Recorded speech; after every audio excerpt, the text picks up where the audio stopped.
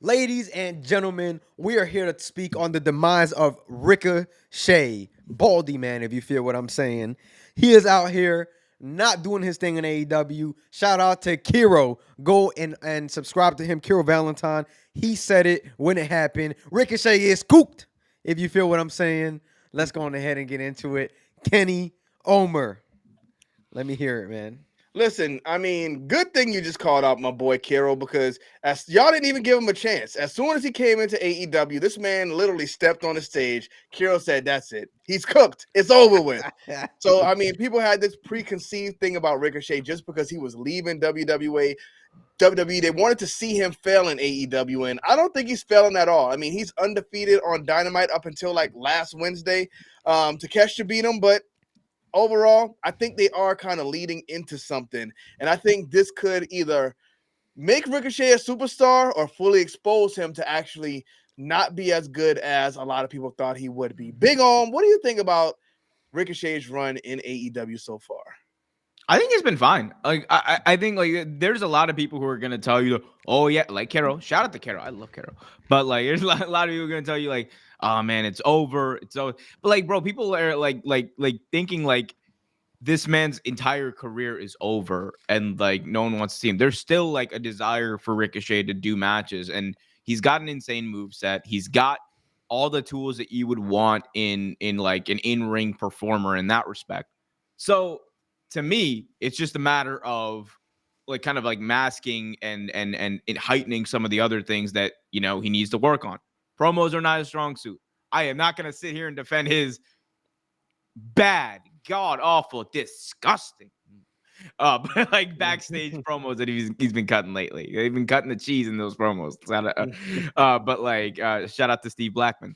But regardless, I really think that there's a moment here for them to take advantage of two things. Number one, we know Ricochet needs a mouthpiece. He needs someone to talk for him. He needs potentially to be a part of something bigger than just himself that he can contribute to. And I think there's another thing.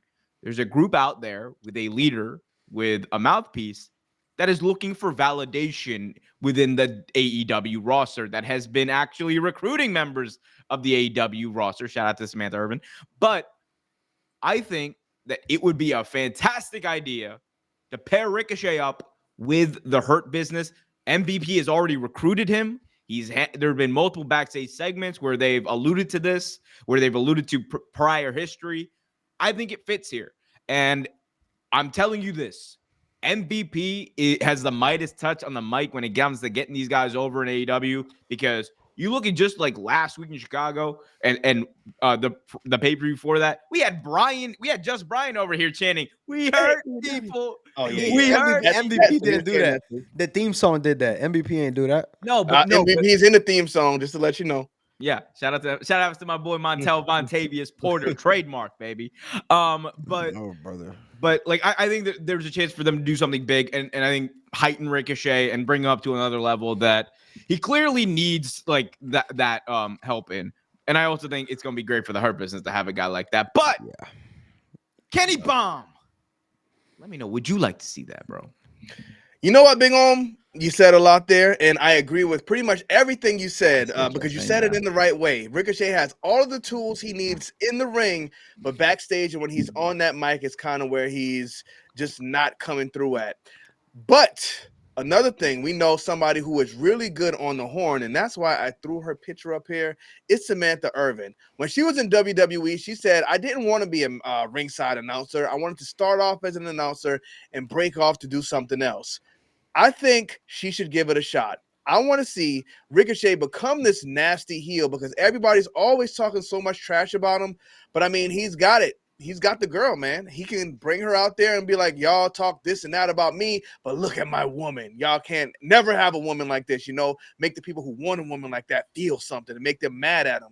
Then you have Samantha Irvin next to him as he's building himself up as that heel. And if he can't cut the promos, let her cut them. We see what happened with Britt Baker. She was a face when she came in. But when she was on that cruise ship and she turned heel, I think that was a turning point in her career. And the same thing can happen for Ricochet. If he can't do it for himself, put Samantha next to him if she wants to do it. And I think that could take him off like through the roof. Brian. WWE Listen, man, representative. I ain't gonna lie. I think Ricochet joining the Hurt Business hurts the Hurt Business, man. I don't think that that's any good. They hurt business. He don't bring any aura, bro. Whenever that man comes out, you can hear the pens drop in the arena, my dog. He don't do nothing. The Hurt Business is doing very well on their own, doing what they're doing. Shout out to them. But Ricochet joining the Hurt Business, bro, that's bad business written all over it. No cap. I don't know, man. You think they can't share the aura? I mean, I didn't see this type of aura on Shelton Benjamin when he was in WWE, but look at him in this picture. He looks like a boss. So I don't know, man. Maybe they can fix him. Bro, they're not fixing nothing, bro. Who you kidding, bro? It's over, my boy. GG's in the chat. Big Om, is it over for Ricochet? No, it's not over for Ricochet, man. Like, here's the thing. I think, like, again, and this is all due respect to Brian, but like people who live in that like WWE bubble, who like view everything. Here we go. The bubble. it's the a bubble. real thing, bro. Come on, let me finish, man. All Like, right, if you all let right. me freaking talk. Yeah.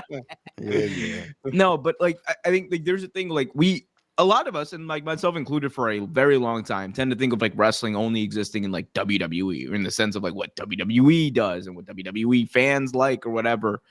But the reality is, right, if you look at like the dynamics between the two wrestling companies, like one company in WWE does like has excelled at like creating big visual moments that resonate, that have the aura, that have like all that kind of wonderful stuff that people talk about. And that's the kind of their way of storytelling. Whereas like AEW has kind of like perfected the more like in-ring action packed like storytelling, right? And there are two different things that both companies do well that like appeal to very different fan bases. And I think Ricochet, in that respect, he's able to tell those stories in the ring. He's able to cater to like what AEW is about. That's why he's a much better fit for a company like AEW than he would be in WWE. That's why I think a guy like Ilya Dragunov, whenever his contract is up, bro, I think he would be a better fit in AEW than he would be in WWE, because to be honest, this was not cooking in WWE under the Triple H regime, unfortunately, on the main roster. But regardless, that's a side point.